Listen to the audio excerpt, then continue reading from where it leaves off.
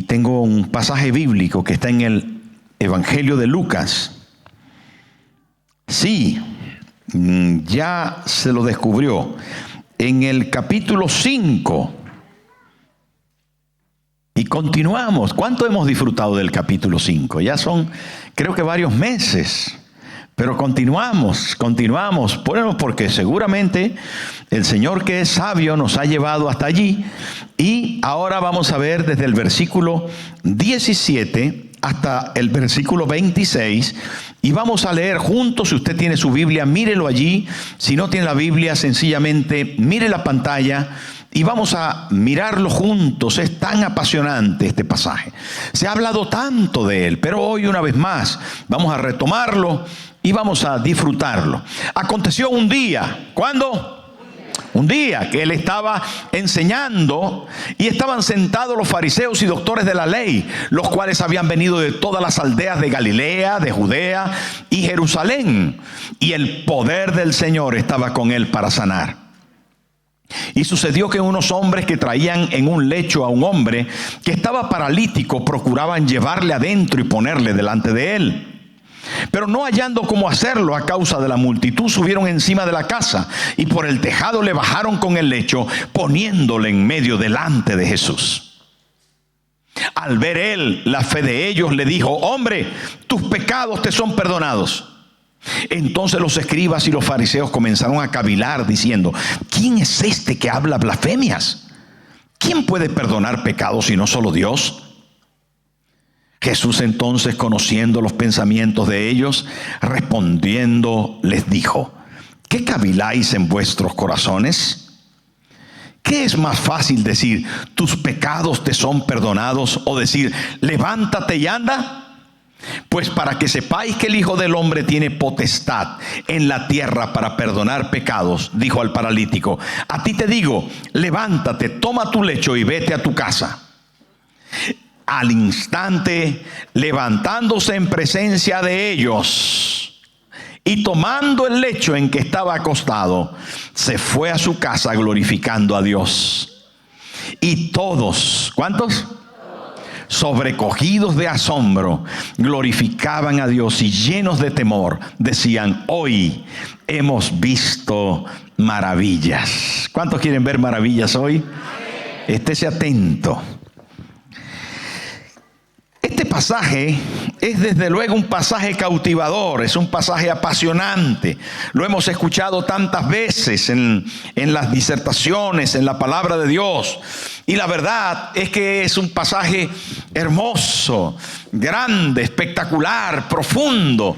Es un pasaje que nos llena de asombros y que tiene tantas verdades contenidas, dignas todas de ser mencionadas, de ser aprendidas, de profundizar. Un pasaje de verdad cautivador, porque tiene diferentes ángulos donde mirarlo.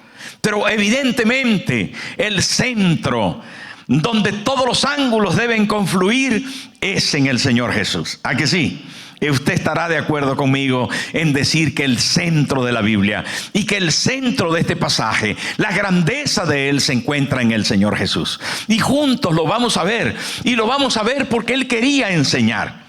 Es evidente que la gente se agolpó. Su fama, como hemos dicho en algunos pasajes anteriores, iba creciendo. La pesca milagrosa había sido extraordinaria. Los peces llenaron 2 barcas. El leproso fue curado de una manera sorprendente, al instante también. El poder de Dios estaba sobre él para sanar, pero él estaba enseñando, porque si algo necesita el ser humano, también es sanarse en sus conceptos, en sus ideas cerradas al respecto, de lo que los maestros de tiempo han estado enseñándonos. Entonces necesitamos, hermanos, ser sanados en nuestro físico, también en nuestras emociones, sanados en nuestros conceptos, en nuestra manera de vivir, sanados, hermanos, en muchas áreas de nuestra vida.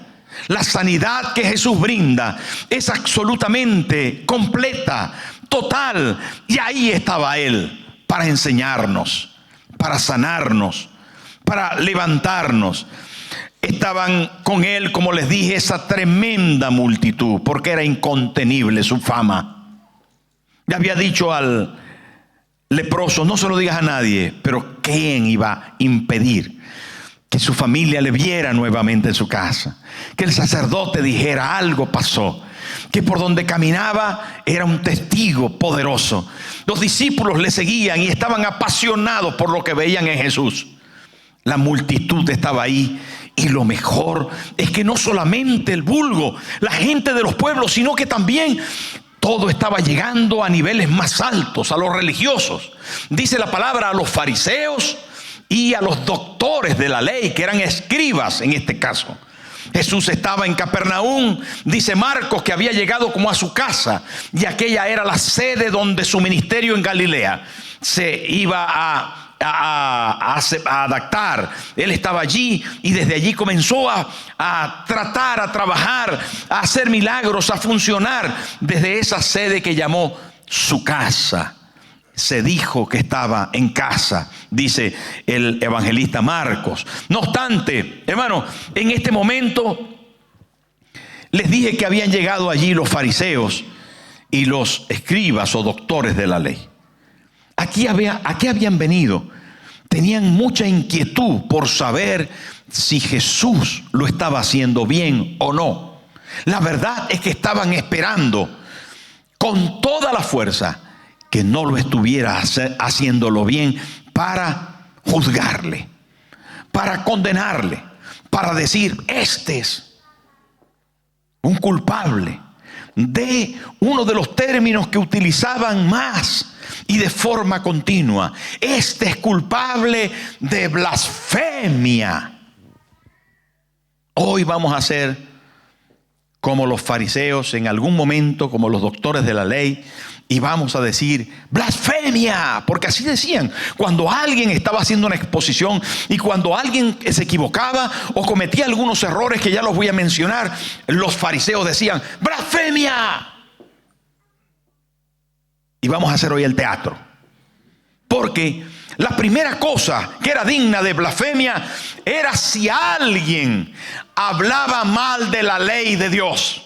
Si alguien decía alguna cosa contraria a la ley de Dios, los fariseos decían: blasfemia. Estos fariseos estaban en ayuno. Si alguien hablaba mal de la ley de Dios, blasfemia.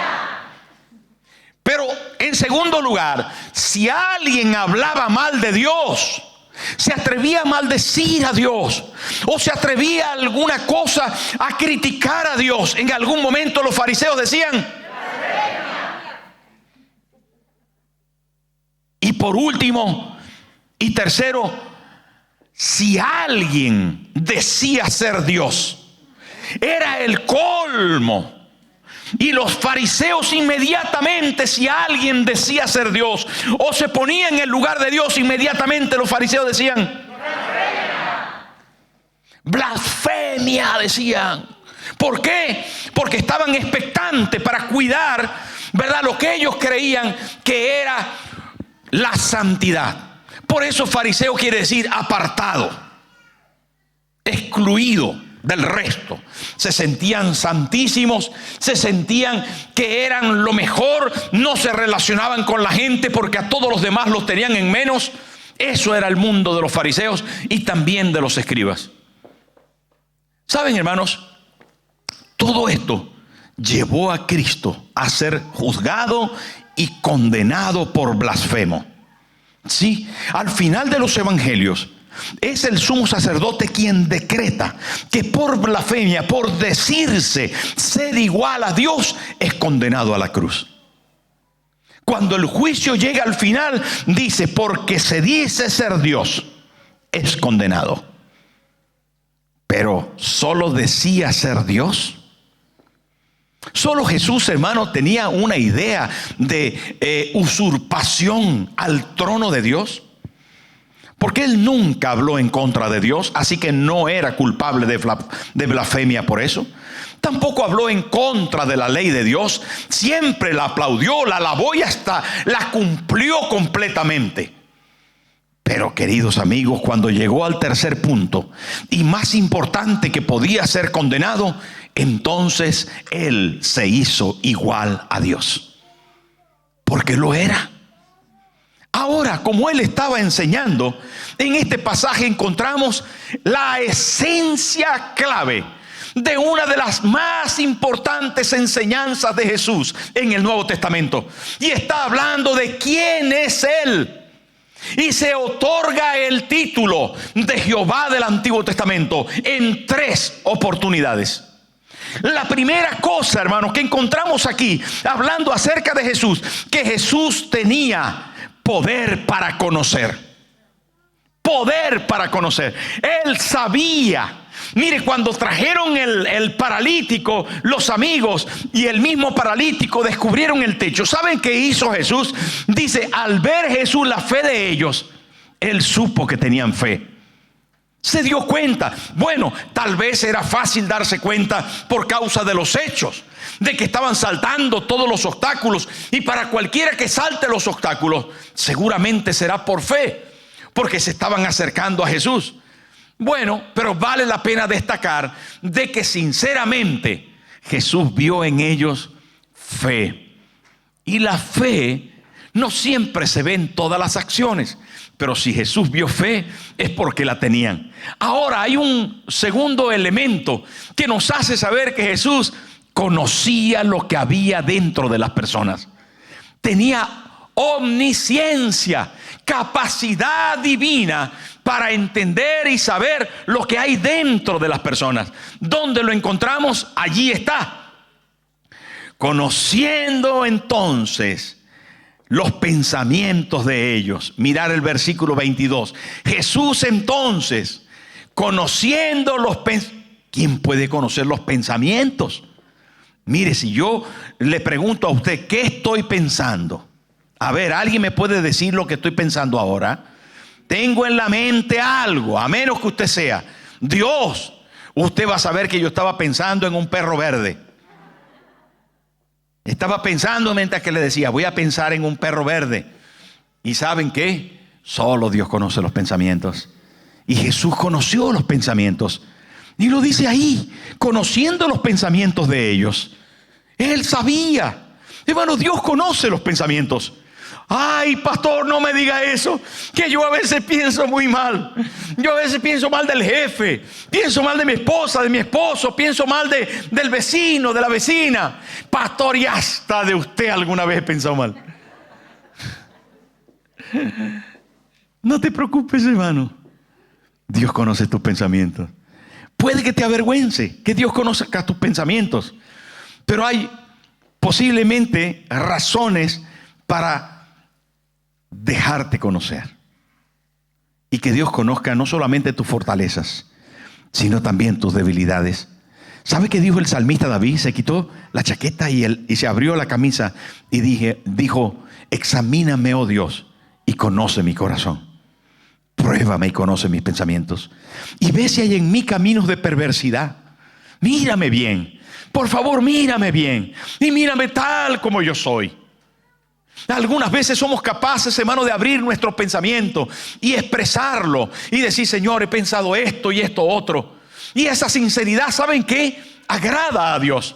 Pero no te preocupes, Él conoce cómo eres, lo que hiciste esta mañana, lo que le dijiste a tu esposa, lo que le dijiste a tu esposo, lo que pensaste, lo que sentiste, lo que viviste.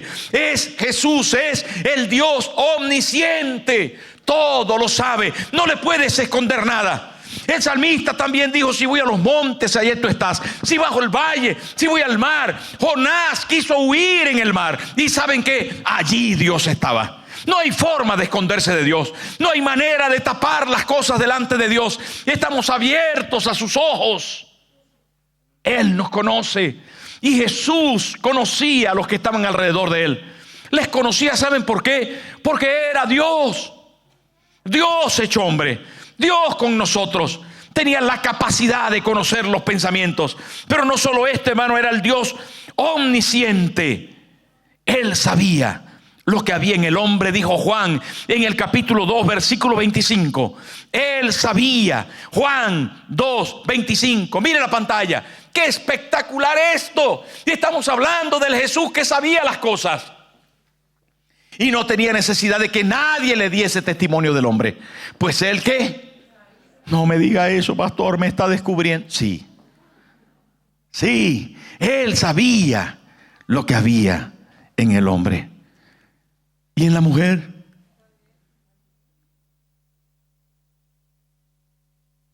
Hay algunos que no saben si son mujer o hombre. ¿También te sabe Dios eso?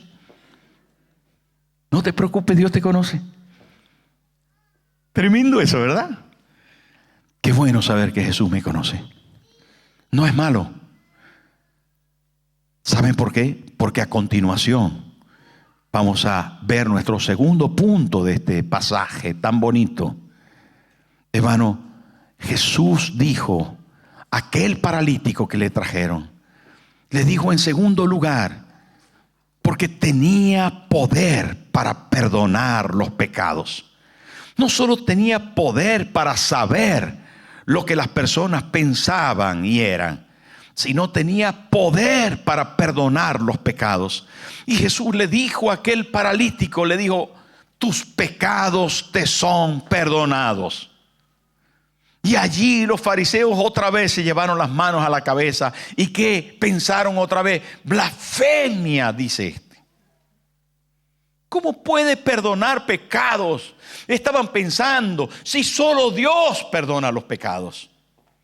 Es verdad, solo Dios puede perdonar los pecados. Pero Jesús era Dios. Jesús era Dios hecho hombre. Y por eso se atrevió a decir eso. Y saben, hermano, en el Antiguo Testamento nosotros encontramos a ese Dios perdonador que vino a la tierra a perdonar nuestro pecado.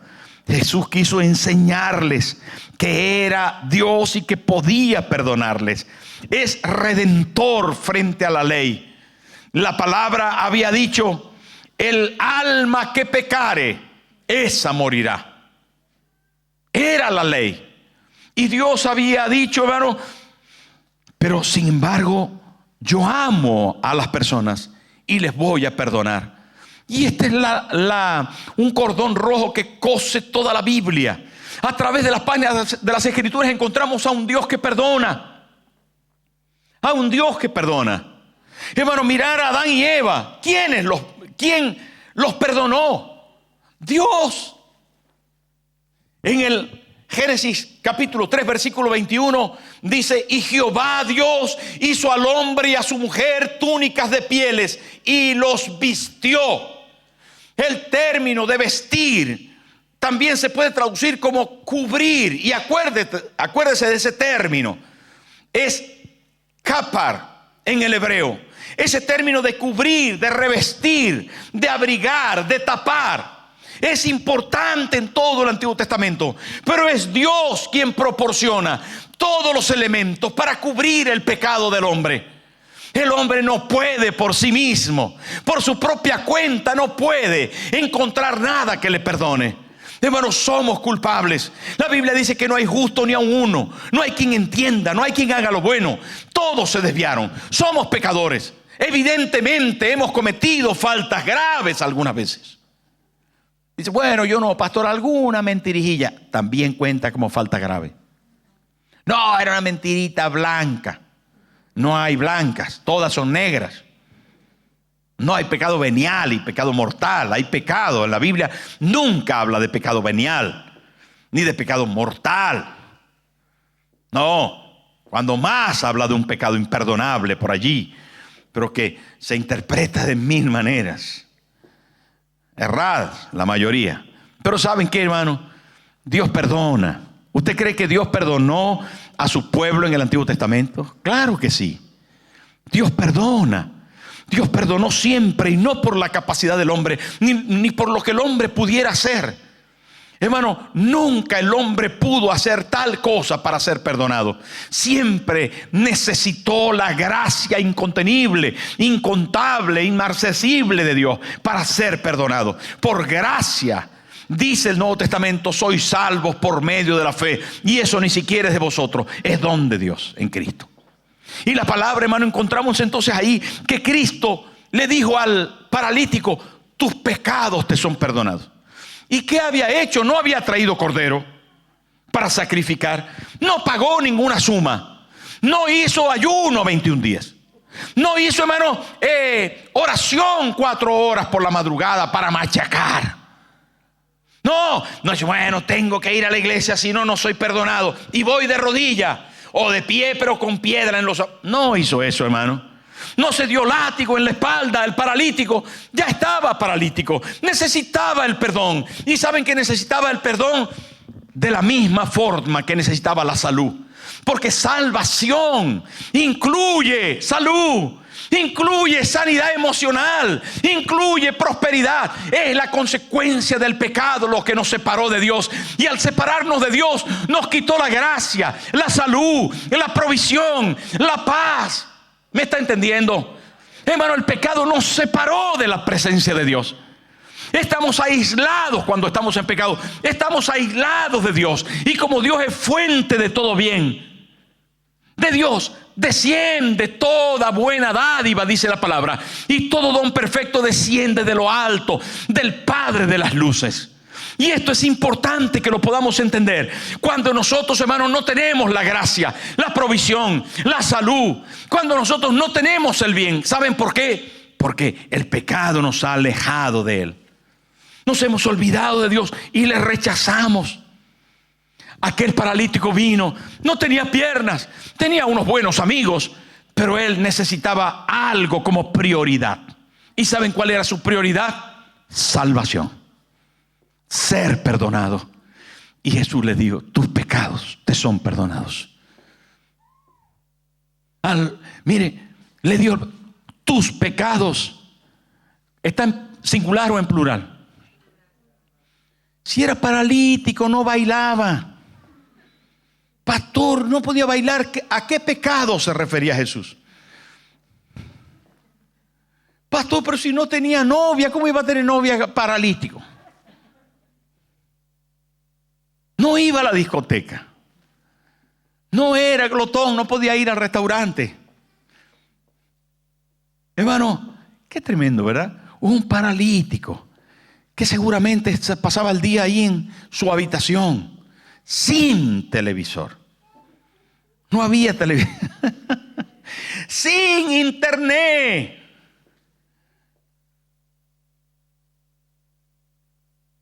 Pero sin embargo tenía pecados. Nosotros, hermanos, tenemos muchos más recursos para pecar. Y por lo tanto seguro que somos más pecadores. Pero igual que este señor, que no hizo nada más que ir, y encima que Jesús descubrió que tenía pecados, le dijo: tus pecados te son perdonados. Hermanos, si lográramos entender esto a profundidad, si lográramos saber que Él ha perdonado nuestros pecados, hermano, y que se está hablando, mire, aquí dice más adelante, dándose una titulación Jesús, para que sepáis que el Hijo del Hombre, cuando el evangelista Lucas dice el Hijo del Hombre, mire, pues para que sepáis que el Hijo del Hombre tiene potestad en la tierra para perdonar pecados. Diga conmigo: Hijo de hombre. Esto para los judíos sonaba muy claramente. Tal vez para nosotros es un poco difícil poderlo entender. ¿Por qué Jesús se llamaba Hijo de Hombre? Porque había una promesa antigua. Una promesa muy antigua, pero muy interesante, que no puedo dejar de mencionársela a ustedes que son de esta reunión y a los que están en la cámara. Tenemos que recordar que hubo una primera promesa de redención. Y la primera promesa en el Antiguo Testamento de redención, en el Génesis, dice: porque la simiente de la mujer, un hijo que nacerá de hombre, de mujer, un hijo que nacerá de mujer, ella pondrá el pie en la cabeza de la serpiente para vencer. Se va a levantar un hijo de mujer. La mujer ha sido engañada por la serpiente, pero se va a levantar un hijo de mujer que va a vencer y va a pisar la cabeza de la serpiente. Cuando Jesús menciona, hermano, más de 90 veces en el Evangelio que Él es el Hijo del Hombre, para los judíos le está recordando una antigua promesa de que un hijo de hombre, un hombre Dios, vencería a la serpiente, vencería el pecado, vencería la desobediencia. Y he ahí, hermano, he ahí manifestando en sus primeros días de ministerio quién era Él, el Dios hecho carne, el Dios hecho hombre que estaba venciendo al pecado y tenía la capacidad de perdonar. Él era Dios que perdona. Así que el diablo no tiene que decirte a ti: todavía estás en pecado, ¿cómo pudiste haber hecho eso? Nadie tiene que decirte, ni tu esposa, ni tu esposo, ni tus amigos, cómo cometiste ese error. Aquella vez te fuiste detrás de aquella mujer, aquel día me mentiste, aquella vez te portaste mal.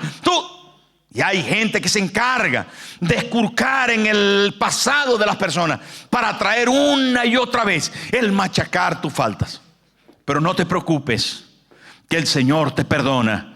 Y tienes que tenerlo en cuenta, el Señor te perdona. Y si Dios te ha perdonado, hermano, Él se olvida de tus pecados. Toma tus pecados y lo echa en el fondo del mar. Y no se acuerda nunca más de ellos. Nunca más se acuerda de ellos. Es el diablo al que se le llama en la Biblia el acusador de los hermanos. Así se le llama en la Biblia al diablo, el acusador de los hermanos. No tenemos que acusarnos. No tienes que permitir que nadie te acuse.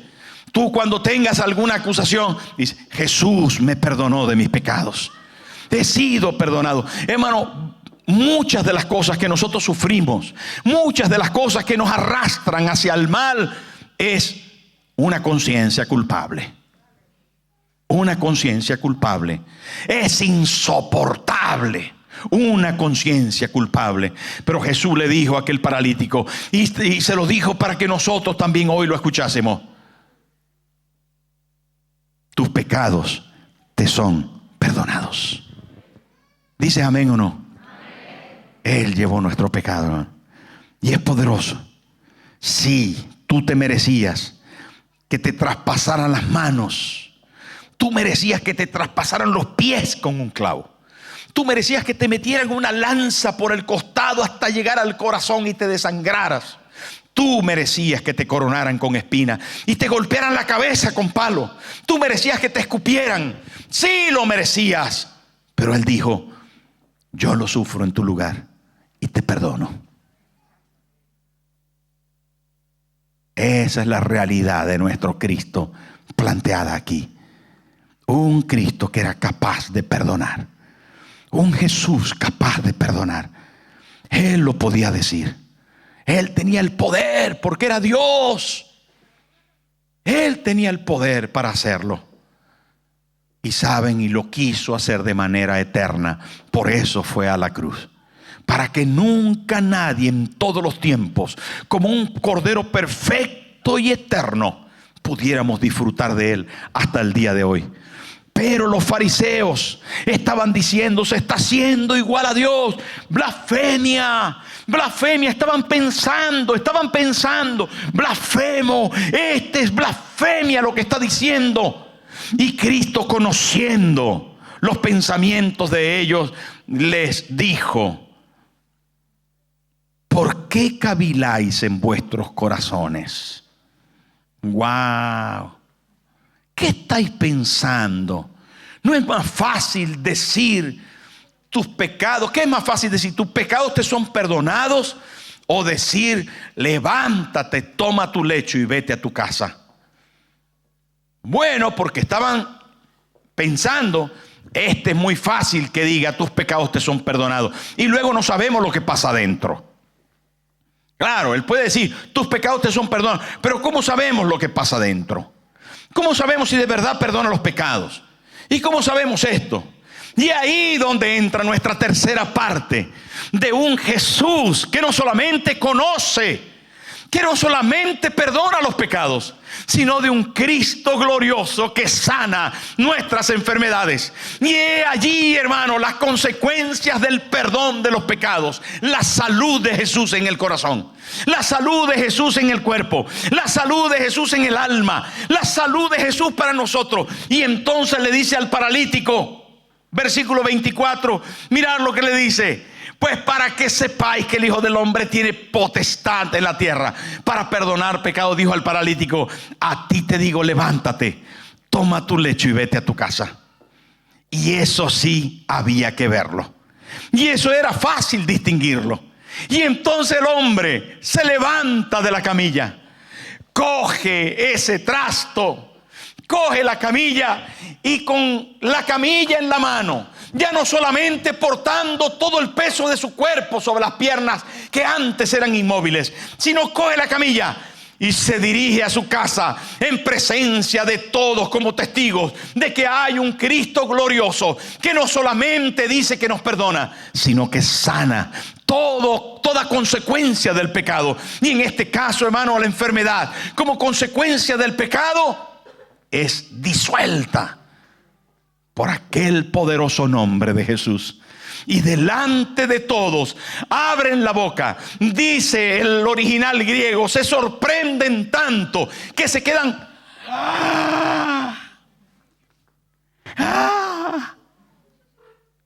¿qué es esto? ¿Qué es esto? ¿Cómo puede? ¿Quién es este? Y dice, hermano, se van hasta el nivel de decir: hoy verdaderamente hemos visto maravillas. Y comenzaron a decir: gloria a Dios, gloria a Dios, gloria a Dios.